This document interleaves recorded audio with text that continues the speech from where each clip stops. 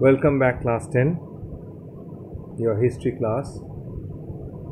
Today we'll start revising chapter 3, objectives and methods of struggle of early nationalists.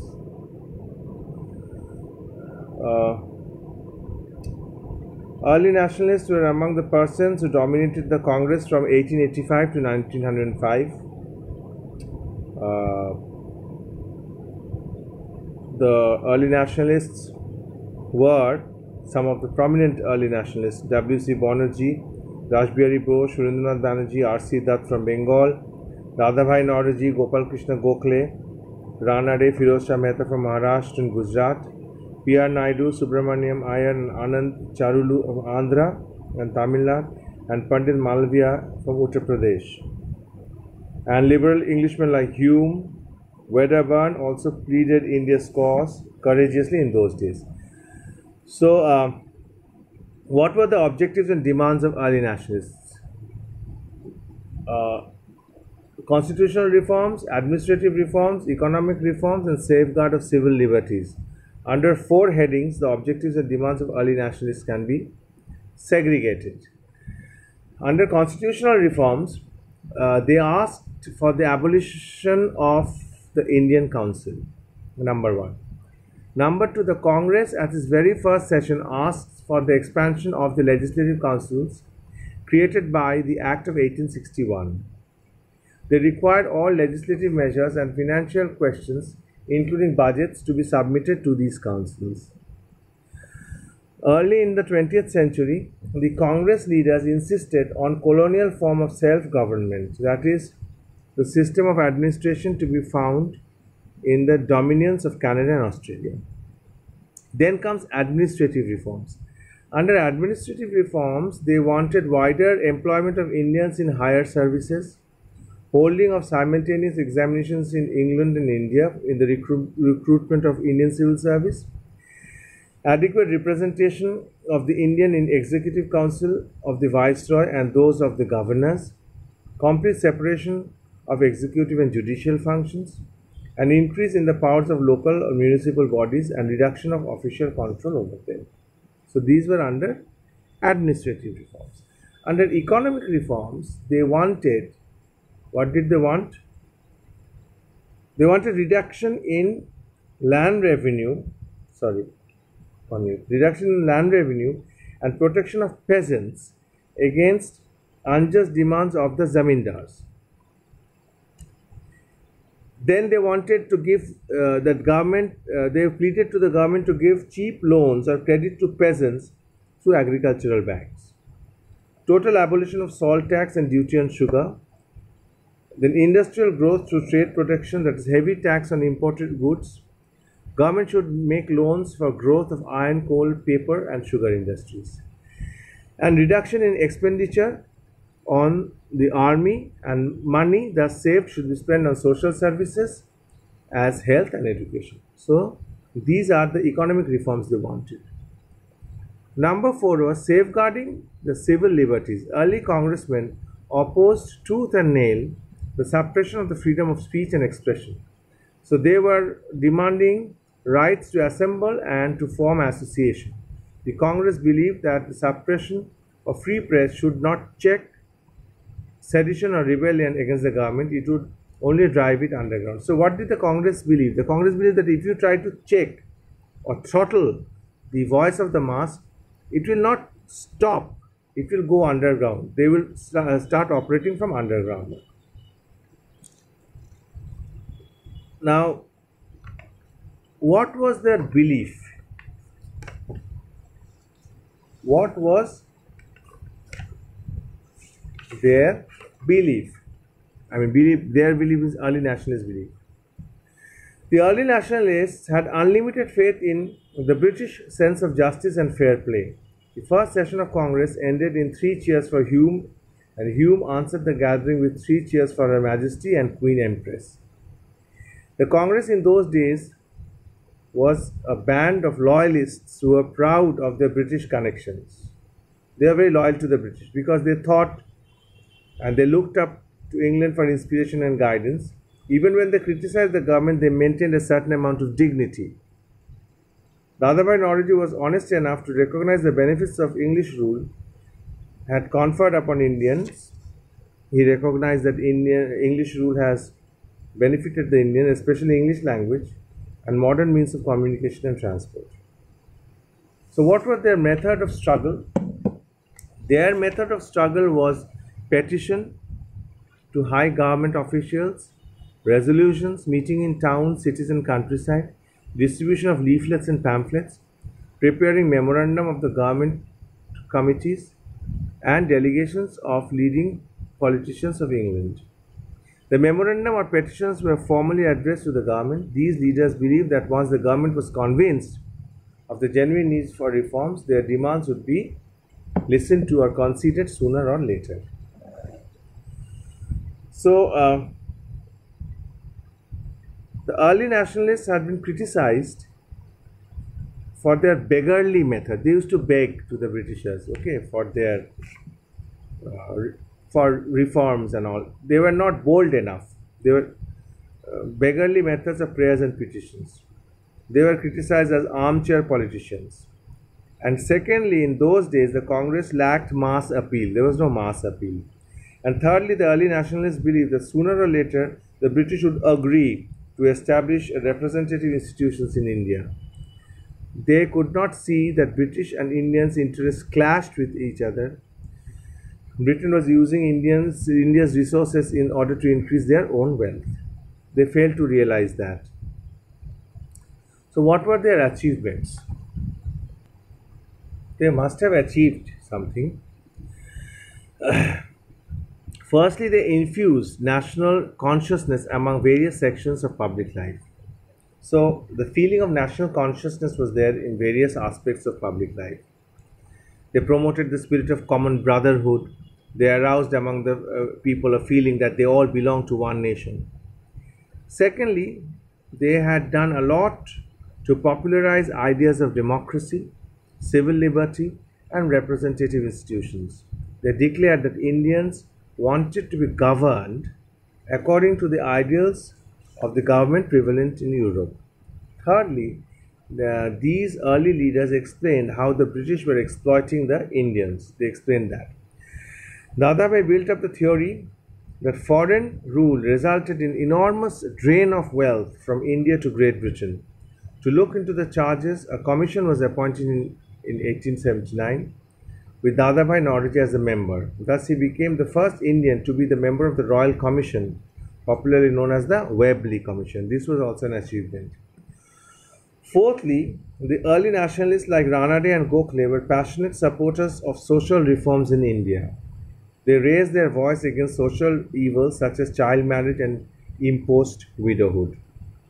Finally, they had been trying to put pressure on the government to reform the legislative councils.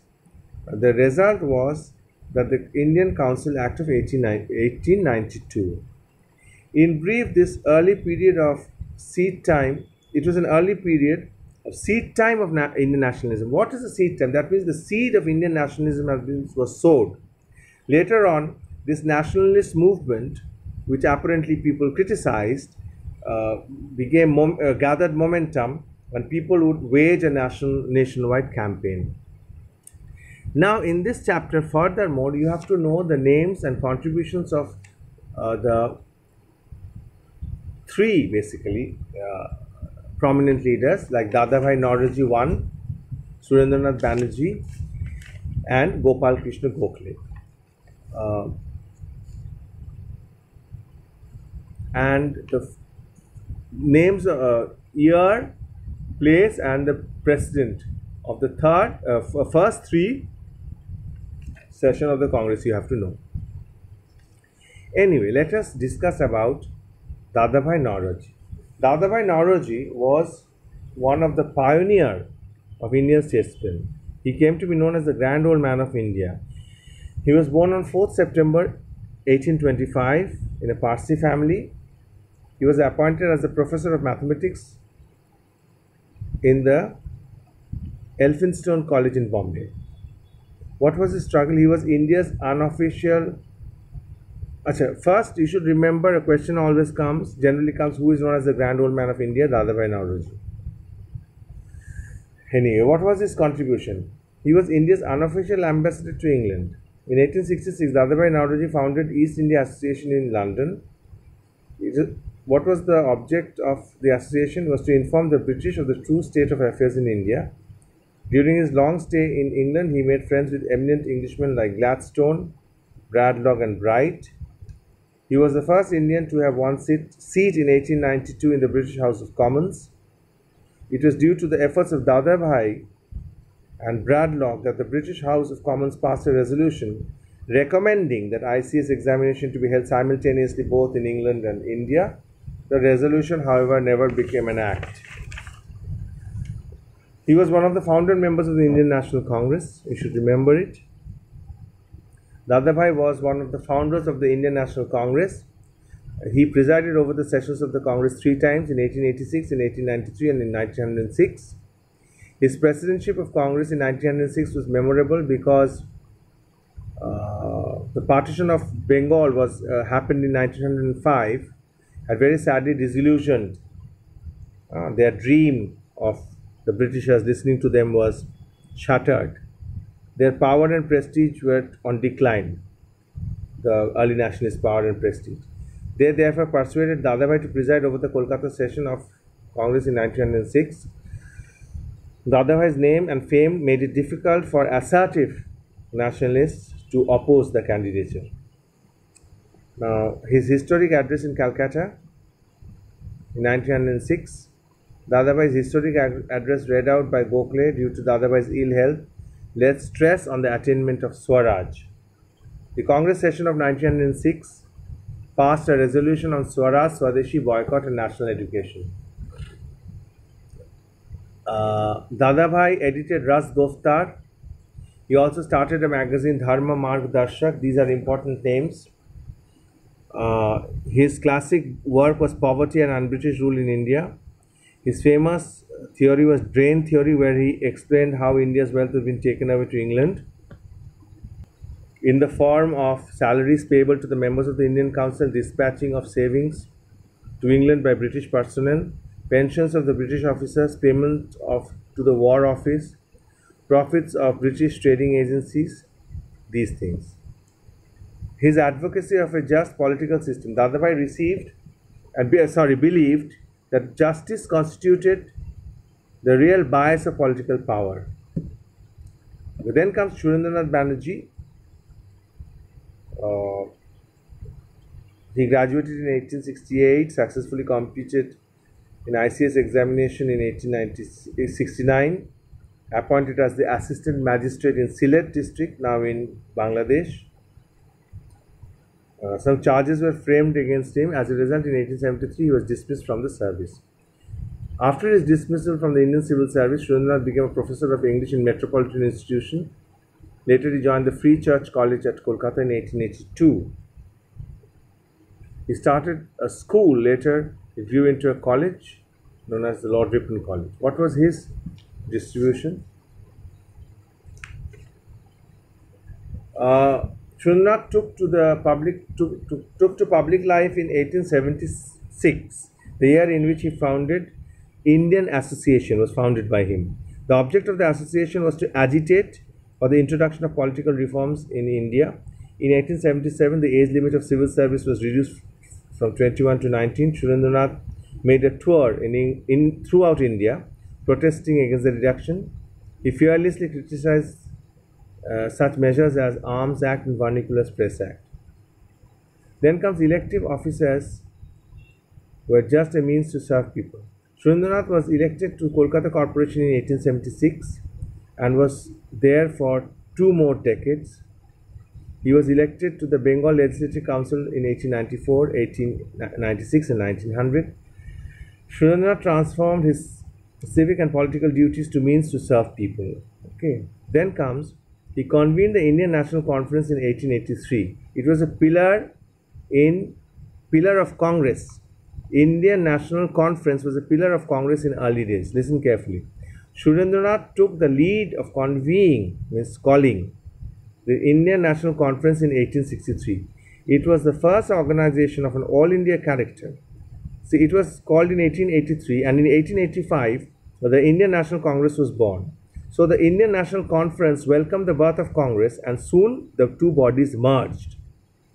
So the Indian National Conference and Indian National Congress merged.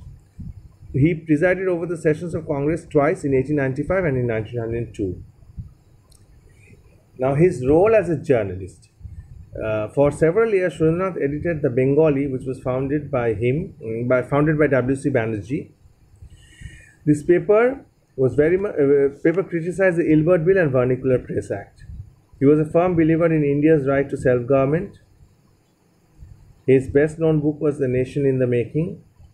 Constitutional means to attainment of India's goal. Opposition where necessary, cooperation where possible. He supported Swadeshi movement. Then comes Gopal Krishna Gokhale. He was a political guru of Gandhi because violence had no place in his scheme. Moreover, in 1912, Gokhale had gone to South Africa at the invitation of Gandhi, who needed his support in Satyagraha campaign. He was in South Africa for 26 days, and the credit of bringing back of Gandhi to Indian politics or political scene goes to him. He was born in 1866 in Kolhapur. He graduated from Elphinstone College, Bombay in 1884. At a young age of 20, he became the professor of history and economics in Fergusson College in Pune. For 4 years, he edited Sudharak, a quarterly journal of the Purna Sarvajanik Sabha. He tried to persuade the British statesmen not to give effect to the partition of Bengal, but it failed. What was his contribution? Foremost among the Congress leaders, Gokhale was one of India's most respected leaders. He presided over the Varanasi session of Congress in 1905. He was a man of moderate views and immense faith in the British liberalism. Gokhale urged that the goal of Congress should be attainment of the form of government similar to which existed in self-governing colonies of British Empire. Gokhale believed in constitutional agitations through petition, appeals for justice and passive resistance. He supported Swadeshi movement. He made a strong plea or request for the reformation of the Legislative Council and separation of judiciary over executive. He established the Servants of India Society in 1905. In 1905, Gokhale established the Servants of India Society. The society trained men to devote their lives to the cause of the country. Its members were required to create among the people a deep and passionate love for the motherland. The society worked for the education of women and elevation of depressed classes. And lastly, arousal of national awakening. In 1902, Gokhale had become the member of the Imperial Legislative Council. In his speeches in the council, he pleaded for the reduction of salt duty and abolishment of excise duty on cotton goods. In 1910 and 1912, he moved resolutions in Imperial Legislative Council for relief to Indian bonded labor in Natal. In one of his budget speeches, he pleaded for the free primary education for all children. What was his work abroad? In a paper which read at the Indian Reform Club, London, he said India's destiny is to obtain honored place among the family of nations. What was his economic ideas? He pleaded for the reduction of land revenue. Gokhale was in favor of state protection to infant Indian industries, and he called for the employment of members of educated and middle class. And he died in 1915 at premature age of 49 years. So this is the revision of chapter 3, Objectives and Methods of Struggle of Early Nationalists. Please go through the chapter, go through the question and answers, and we will start revising chapter 4 in the next class. So that is all for today.